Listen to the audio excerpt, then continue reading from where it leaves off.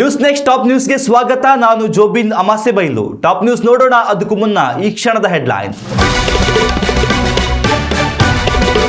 ಕರ್ನಾಟಕದಲ್ಲಿ ಹೆಚ್ಚಿದೆ ಎಬೋಲಾ ಭೀತಿ. ಪೀಡಿತ ದೇಶದಿಂದ ಬಂದರೆ 21 ದಿನ ಕ್ವಾರಂಟೈನ್. ಬಂದರು ಏರ್ಪೋರ್ಟ್ಗಳಲ್ಲಿ ತೀವ್ರ ಕಟ್ಟೆಚ್ಚರ.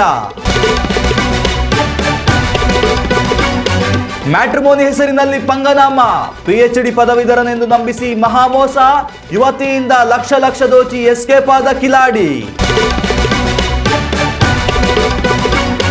IAS ಅಧಿಕಾರಿಗಳ ಮಕ್ಕಳಿಗೆ ಮೀಸಲಾತಿ ವ್ಯಾಪ್ತಿ ಸೂಕ್ತವಲ್ಲ. ರಿಸರ್ವೇಶನ್ ಪಡೆಯಲು ಬಡವರು ಮಾತ್ರ ಅರ್ಹ. ಹೈಕೋರ್ಟ್ ನಿರ್ಧಾರ ಎತ್ತಿ ಹಿಡಿದ ಸುಪ್ರೀಂ. ತೀವ್ರಗೊಂಡ ಪೂರ್ವ ಮುಂಗಾರು ಮಾರುತಗಳ ಅಬ್ಬರ. ರಾಜ್ಯದಲ್ಲಿ 1 ವಾರ ಇರಲಿದೆ ವರುಣಾರ್ಭಟ.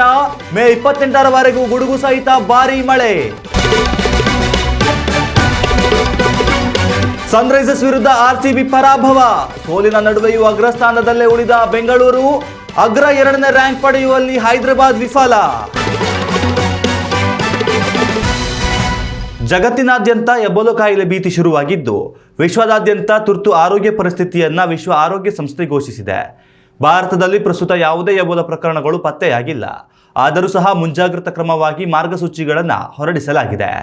ಮುನ್ನೆಚ್ಚರಿಕೆಯಾಗಿ ರಾಜ್ಯದ ಅಂತಾರಾಷ್ಟ್ರೀಯ ಹೆಬ್ಬಾಗಿಲುಗಳ ಮೇಲೆ ತೀವ್ರ ನಿಗಾ ಇರಿಸಲಾಗಿದೆ. ಜಾಗತಿಕವಾಗಿ ಹೈ ಅಲರ್ಟ್ ಘೋಷಣೆಯಾಗಿರುವ ಬೆನ್ನಲ್ಲೇ ರಾಜ್ಯ ಆರೋಗ್ಯ ಇಲಾಖೆ ಕೂಡ ಎಬೋಲಾ ನಿಯಂತ್ರಣಕ್ಕೆ ಹಲವು ಮಹತ್ವದ ನಿರ್ಣಯಗಳನ್ನು ಕೈಗೊಂಡಿದೆ. ಎಬೋಲಾ ವೈರಲ್ ಬಗ್ಗೆ ಆತಂಕಕ್ಕೆ ಒಳಗಾಗುವ ಅಗತ್ಯವಿಲ್ಲ, ಆದರೆ ಸುರಕ್ಷತಾ ಮಾನದಂಡಗಳನ್ನು ಪಾಲಿಸಿ ಎಂದು ಆರೋಗ್ಯ ಇಲಾಖೆ ರಾಜ್ಯದ ಜನತೆಯಲ್ಲಿ ಮನವಿ ಮಾಡಿದೆ. ಇನ್ನು ರಾಜ್ಯ ಆರೋಗ್ಯ ಇಲಾಖೆ ಕೈಗೊಂಡಿರುವ ಕ್ರಮಗಳನ್ನು ಗಮನಿಸುವುದಾದರೆ, ಬೆಂಗಳೂರು ಮತ್ತು ಮಂಗಳೂರು ಅಂತಾರಾಷ್ಟ್ರೀಯ ವಿಮಾನ ನಿಲ್ದಾಣಗಳಿಗೆ ಬರುವ ಪ್ರಯಾಣಿಕರನ್ನ ಕಟ್ಟುನಿಟ್ಟಾಗಿ ಥರ್ಮಲ್ ಸ್ಕ್ರೀನಿಂಗ್ ಮತ್ತು ಕಣ್ಗಾವಲಿಗೆ ಒಳಪಡಿಸಲಾಗುತ್ತಿದೆ. ಎಬೋಲಾ ಪೀಡಿತ ದೇಶಗಳಿಂದ ಬಂದ ಪ್ರತಿಯೊಬ್ಬ ಪ್ರಯಾಣಿಕರು ಕಡ್ಡಾಯವಾಗಿ 21 ದಿನಗಳ ಕಾಲ ಕ್ವಾರಂಟೈನ್ನಲ್ಲಿ ಇರುವುದು ಕಡ್ಡಾಯವಾಗಿದೆ. ಶಂಕಿತ ಅಥವಾ ಲಕ್ಷಣಗಳಿರುವ ರೋಗಿಗಳಿಗೆ ಪ್ರತ್ಯೇಕ ಚಿಕಿತ್ಸೆ ನೀಡಲು ಬೆಂಗಳೂರಿನ ರಾಜೀವ್ ಗಾಂಧಿ ಎದೆರೋಗಗಳ ಸಂಸ್ಥೆ ಹಾಗೂ ಮಂಗಳೂರಿನ ವೆನ್ಲಾಕ್ ಮತ್ತು ಶ್ರೀನಿವಾಸ ಪೋರ್ಟ್ ಆಸ್ಪತ್ರೆಗಳಲ್ಲಿ ವಿಶೇಷ ವಾರ್ಡ್ಗಳನ್ನು ಕಾಯ್ದಿರಿಸಲಾಗಿದೆ. ಶಂಕಿತ ಪ್ರಕರಣಗಳ ರಕ್ತದ ಮಾದರಿಗಳನ್ನು ಬೆಂಗಳೂರಿನ NIV ಮೂಲಕ ಪುಣೆಯ ರಾಷ್ಟ್ರೀಯ ವೈರಾಲಜಿ ಸಂಸ್ಥೆಗೆ ರವಾನಿಸಿ ತಪಾಸಣೆ ನಡೆಸಲು ವ್ಯವಸ್ಥೆ ಮಾಡಲಾಗಿದೆ. ಎಬೋಲಾ ಗಾಳಿಯ ಮೂಲಕ ಹರಡುವ ಸೋಂಕಲ್ಲ, ಬದಲಿಗೆ ಸೋಂಕಿತರ ದೇಹದ ದ್ರವದ ಸಂಪರ್ಕದಿಂದ ಮಾತ್ರ ಹರಡುವ ಕಾಯಿಲೆಯಾಗಿದೆ. ತೀವ್ರ ಜ್ವರ, ತಲೆನೋವು ಮತ್ತು ಚರ್ಮದ ಮೇಲೆ ಗುಳ್ಳೆಗಳು ಇದರ ಪ್ರಮುಖ ಲಕ್ಷಣಗಳಾಗಿವೆ. ನಾಗರಿಕರು ಸಾಮಾಜಿಕ ಜಾಲತಾಣಗಳ ಸುದ್ದು ವದಂತಿಗಳಿಗೆ ಕಿವಿಗೊಡದೆ ಅಧಿಕೃತ ಪ್ರಕಟಣೆಗಳನ್ನು ಮಾತ್ರ ನಂಬಬೇಕು ಹಾಗೂ ಭಯಪಡದೆ ಜಾಗರೂಕರಾಗಿರಬೇಕು ಎಂದು ಆರೋಗ್ಯ ಇಲಾಖೆ ತಿಳಿಸಿದೆ. ಉತ್ತಮ ಸಂಸ್ಕಾರಯುತ ಶಿಕ್ಷಣದೊಂದಿಗೆ VSS English medium CBSE school Udupi Muddur. ನರ್ಸರಿಯಿಂದ 10ನೇ ತರಗತಿವರೆಗೆ ಶಿಕ್ಷಣದ ಜೊತೆಗೆ 5ರಿಂದ 10ನೇ ತರಗತಿವರೆಗಿನ ವಿದ್ಯಾರ್ಥಿನಿಯರಿಗೆ ಉತ್ತಮ ಹಾಸ್ಟೆಲ್ ಸೌಲಭ್ಯವೂ ಇದೆ. ನಿಮ್ಮ ಮಕ್ಕಳ ಪ್ರವೇಶಾತಿಗಾಗಿ ಈ ಸಂಖ್ಯೆಗೆ ಕರೆ ಮಾಡಿ. ಎಲ್ಲವೂ ಡಿಜಿಟಲ್ ಯುಗವೇ ಆಗಿರೋದ್ರಿಂದ ಮದುವೆಯಾಗೋಕೆ ಸಂಬಂಧ ಕೂಡ ಆ್ಯಪ್ಗಳ ಮೂಲಕವೇ ಹುಡುಕುವಂಥ ಕಾಲವಿದು. ಮ್ಯಾಟ್ರಿಮೋನಿ, ಶಾದಿ.com ಆ್ಯಪ್ಗಳ ಮೂಲಕ ಮದುವೆಯಾಗಿ ಸುಖಿ ಜೀವನ ನಡೆಸುತ್ತಿರುವವರು ಅನೇಕರು ನಮ್ಮ ನಡುವೆ ಇದ್ದಾರೆ. ಆದರೆ ರಾಜ್ಯ ರಾಜಧಾನಿ ಬೆಂಗಳೂರಿನ ಆಡುಗೋಡಿ ಪೊಲೀಸ್ ಠಾಣಾ ವ್ಯಾಪ್ತಿಯಲ್ಲಿ ಅಚ್ಚರಿಯ ಪ್ರಕರಣವೊಂದು ಬೆಳಕಿಗೆ ಬಂದಿದ್ದು, ಮ್ಯಾಟ್ರಿಮೋನಿ ಆ್ಯಪ್ ಮೂಲಕ ಯುವತಿಯ ಬಾಳಲ್ಲಿ ಪ್ರವೇಶಿಸಿದ ಕಿಡಿಗೇಡಿಯೊಬ್ಬ ಪಂಗನಾಮ ಹಾಕಿ ಎಸ್ಕೇಪ್ ಆಗಿದ್ದಾನೆ. ಶಾದಿ.com ಆ್ಯಪ್ನಲ್ಲಿ ಡಾಕ್ಟರ್ ಪ್ರದೀಪ್ ಸೊಲೆಮಾನ್ ಎಂಬ ಪ್ರೊಫೈಲ್ ತೆರೆದಿದ್ದ ಈ ಜಗತ್ ಕಿಲಾಡಿ ಮೈಸೂರು ಹಾಗೂ ಬೆಂಗಳೂರು ಭಾಗದ ಯುವತಿಯರನ್ನ ವಂಚಿಸಿದ್ದಾನೆ ಎನ್ನಲಾಗಿದೆ. PhD ಪದವೀಧರನೆಂದು ಸುಳ್ಳು ಹೇಳಿ ಯುವತಿಯರನ್ನ ಪರಿಚಯ ಮಾಡಿಕೊಳ್ಳುವ ಈತ ಬಳಿಕ ಮದುವೆಯಾಗುತ್ತೇನೆ ಎಂದು ನಂಬಿಸಿ ಲಕ್ಷಾಂತರ ಹಣ ದೋಚಿ ಎಸ್ಕೇಪ್ ಆಗುತ್ತಿದ್ದ ಎನ್ನಲಾಗಿದೆ. ಈತನ ಈ ಕಳ್ಳಾಟಕ್ಕೆ ತಾಯಿ ಕಲವತಿ ಎಂಬುವರ ಸಾಥ್ ಕೂಡ ಇತ್ತು ಎಂದು ತಿಳಿದು ಬಂದಿದೆ. ಮೈಸೂರಿನಲ್ಲಿರುವ ಕುಟುಂಬವೊಂದು ಈತನ ಪ್ರೊಫೈಲ್ ನೋಡಿ ಮದುವೆ ಮಾಡಲು ನಿರ್ಧರಿಸಿತ್ತು. ಈತ ಕೂಡ ಮೈಸೂರಿನಲ್ಲಿ ಬಂಗಲೆಯೊಂದನ್ನು ಬಾಡಿಗೆ ಪಡೆದು ತನ್ನದೇ ಮನೆ ಎಂದು ನಂಬಿಸಿದ್ದ ಎನ್ನಲಾಗಿದೆ. ಯುವತಿಯ ಮನೆಯವರನ್ನ ತನ್ನ ವಿಶ್ವಾಸಕ್ಕೆ ತೆಗೆದುಕೊಂಡ ಬಳಿಕ ಒಂದು ದಿನ ತನ್ನ ಖಾತೆಯಲ್ಲಿ ಕೋಟ್ಯಾಂತರ ಹಣ ಸ್ಟ್ರಕ್ ಆಗಿದೆ, ಹಣ ವರ್ಗಾವಣೆ ಮಾಡಲು ಸಾಧ್ಯವಿಲ್ಲ ಎಂದಿದ್ದಾನೆ. ತನಗೆ ತುರ್ತು ಹಣ ವರ್ಗಾವಣೆ ಅನಿವಾರ್ಯತೆ ಇದ್ದು ಈಗ ನೀವು ನನ್ನ ಖಾತೆಗೆ ಹಣ ಹಾಕಿ ಬಳಿಕ ಅದನ್ನು ಹಿಂದಿರುಗಿಸುತ್ತೇನೆ ಎಂದು ನಂಬಿಸಿದ್ದಾನೆ. ಇದನ್ನೇ ನಂಬಿದ ಯುವತಿ ಕುಟುಂಬ ಲಕ್ಷಾಂತರ ಹಣವನ್ನು ಈತನ ಖಾತೆಗೆ ವರ್ಗಾಯಿಸಿದೆ. ಹಣ ಈತನ ಖಾತೆಗೆ ಬೀಳುತ್ತಿದ್ದಂತೆಯೇ ಪ್ರದೀಪ್ ಸಂಪರ್ಕಕ್ಕೆ ಸಿಗದೆ ತಲೆಮರೆಸಿಕೊಂಡಿದ್ದಾನೆ. ಈತನ ಕಳ್ಳಾಟ ಬೆಳಕಿಗೆ ಬರುತ್ತಿದ್ದಂತೆಯೇ ಯುವತಿಯ ಪೋಷಕರು ಬೆಂಗಳೂರು ಆಡುಗೋಡಿ ಪೊಲೀಸ್ ಠಾಣೆಯಲ್ಲಿ ವಂಚನೆ ಪ್ರಕರಣ ದಾಖಲಿಸಿದ್ದಾರೆ. ಈ ಸಂಬಂಧ ತನಿಖೆ ಆರಂಭಿಸಿರುವ ಪೊಲೀಸರು ಆರೋಪಿ ಪತ್ತೆಗೆ ಬಲೆ ಬೀಸಿದ್ದಾರೆ. ಪೋಷಕರು IAS ಅಧಿಕಾರಿಗಳಾಗಿದ್ದರೆ ಅಂಥವರ ಮಕ್ಕಳು ಮೀಸಲಾತಿ ಸೌಲಭ್ಯ ಬೇಕೆಂದು ಹೋರಾಡುವುದು ಸೂಕ್ತವಲ್ಲ. ಮೀಸಲಾತಿ ಎನ್ನುವುದು ತಲೆಮಾರಿನುದ್ದಕ್ಕೂ ಬರುವ ಆಸ್ತಿಯಲ್ಲ ಎಂದು ಸುಪ್ರೀಂ ಕೋರ್ಟ್ ಮಹತ್ವದ ಪ್ರಶ್ನೆ ಎತ್ತಿದೆ. ಹಿಂದುಳಿದ ವರ್ಗದವರೇ ಆಗಿದ್ದರೂ ಅತ್ಯಂತ ಸಬಲ ಕುಟುಂಬಕ್ಕೆ ಸೇರಿದರೆ ಅಂತವರನ್ನ ಮೀಸಲಾತಿಯಿಂದ ಹೊರಬಿಡಬೇಕು ಎಂದು ರಾಜ್ಯ ಸರ್ಕಾರದ ಆದೇಶವನ್ನ ಸುಪ್ರೀಂ ಕೋರ್ಟ್ ಎತ್ತಿ ಹಿಡಿದಿದೆ. ರಾಜ್ಯದ ಕುರುಬ ಸಮುದಾಯಕ್ಕೆ ಸೇರಿದ ರಾಘವೇಂದ್ರ ಫಕೀರಪ್ಪ ಚಂದ್ರನಾವರ್ ಎಂಬುವರು ಕೆಪಿಟಿಸಿಎಲ್ ಅಸಿಸ್ಟೆಂಟ್ ಇಂಜಿನಿಯರ್ ಹುದ್ದೆಗೆ ಮೀಸಲಾತಿ ಅಡಿಯಲ್ಲಿ ನೇಮಕಗೊಂಡಿದ್ದರು. ಆದರೆ ಇವರ ಪೋಷಕರು ಸರ್ಕಾರಿ ನೌಕರರಾಗಿದ್ದು ಕುಟುಂಬದ ಆದಾಯವೇ 8 ಲಕ್ಷ ಮೀರಿತ್ತು. ಆದಾಯ ಮಿತಿ ಮೀರಿದ ಕಾರಣ ಜಿಲ್ಲಾ ಜಾತಿ ಮತ್ತು ಆದಾಯ ಪರಿಶೀಲನಾ ಸಮಿತಿಯು ಇವರು ಕೆನೆಪದರ ವ್ಯಾಪ್ತಿಗೆ ಬರುತ್ತಾರೆ ಎಂದು ಇವರ ಜಾತಿ ಪ್ರಮಾಣ ಪತ್ರವನ್ನು ರದ್ದುಗೊಳಿಸಿತ್ತು. ಇದನ್ನು ಕರ್ನಾಟಕ ಹೈಕೋರ್ಟ್ ಕೂಡ ಎತ್ತಿ ಹಿಡಿದಿತ್ತು. ಅಭ್ಯರ್ಥಿಯು ಇದನ್ನು ಪ್ರಶ್ನಿಸಿ ಸುಪ್ರೀಂ ಕೋರ್ಟ್ ಮೆಟ್ಟಿಲೇರಿದ್ದಾರೆ. ಈ ಅರ್ಜಿ ವಿಚಾರಣೆ ನಡೆಸಿದ ಸುಪ್ರೀಂ ಕೋರ್ಟ್ ಶ್ರೀಮಂತರ ಮಕ್ಕಳಿಗೆ ಮೀಸಲಾತಿ ಏಕೆ ಬೇಕು ಎಂದು ಪ್ರಶ್ನಿಸಿದೆ.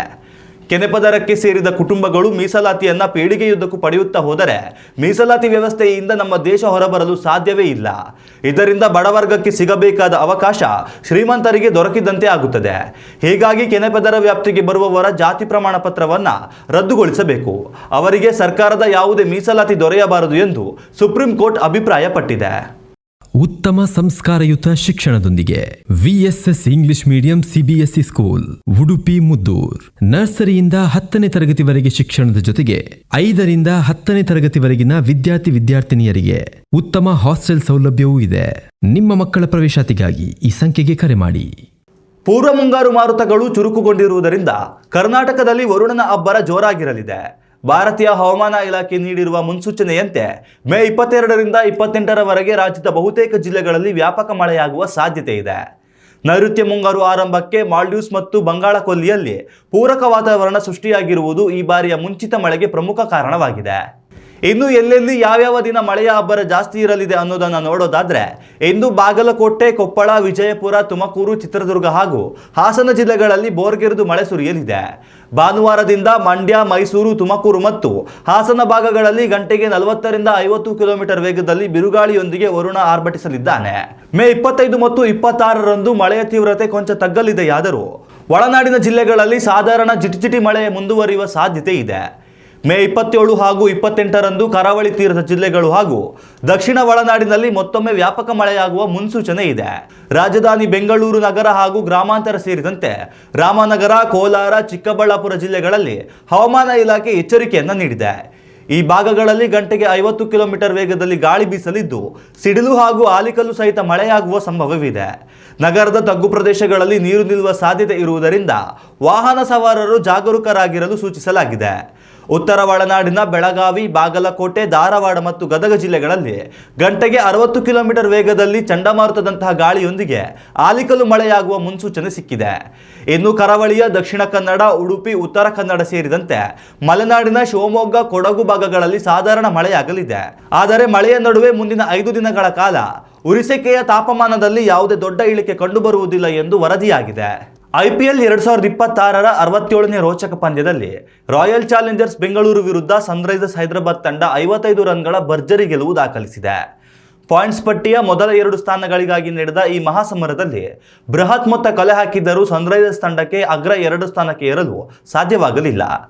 ಇತ್ತ ಕೊನೆಯ ಲೀಗ್ ಪಂದ್ಯದಲ್ಲಿ ಸೋತರೂ ರಾಯಲ್ ಚಾಲೆಂಜರ್ಸ್ ಬೆಂಗಳೂರು ತಂಡ ತನ್ನ ನೆಟ್ ರನ್ ರೇಟ್ ಬಲದಿಂದ ಪಾಯಿಂಟ್ಸ್ ಪಟ್ಟಿಯಲ್ಲಿ ಅಗ್ರಸ್ಥಾನವನ್ನು ಕಾಯ್ದುಕೊಳ್ಳುವಲ್ಲಿ ಯಶಸ್ವಿಯಾಗಿದೆ. ಟಾಸ್ ಗೆದ್ದು ಮೊದಲು ಬ್ಯಾಟಿಂಗ್ ಆಯ್ದುಕೊಂಡ SRH ತಂಡಕ್ಕೆ ಟ್ರಾವಿಸ್ ಹೆಡ್ ಮತ್ತು ಅಭಿಷೇಕ್ ಶರ್ಮಾ ಕೇವಲ 4 ಓವರ್ಗಳಲ್ಲಿ 45 ರನ್ ಚಚ್ಚಿ ಉತ್ತಮ ಅಡಿಪಾಯ ಹಾಕಿಕೊಟ್ಟರು.